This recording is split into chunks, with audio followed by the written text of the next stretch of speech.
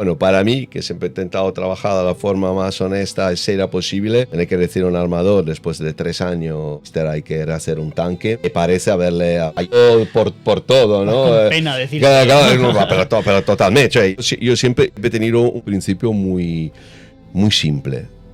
Si a mí no me gustaría escucharlo, no veo por qué al otro le tendría que gustar. Entonces, si yo me compro un barco así, invierto mi pasión y mi dinero en eso, lo quiero utilizar, mando una persona ahí, un técnico, un experto, a mirarlo y a ver que los procesos están hechos bien. Puede pasar, porque puede pasar. Los errores son muy complejos los barcos. Pero vamos, yo intento evitarlo a toda costa, vamos.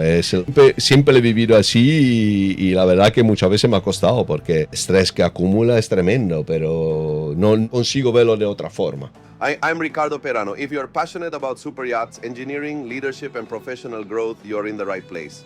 Subscribe to the channel, join our community, and visit my website www.superyachtengineers.com. See you in the next episode.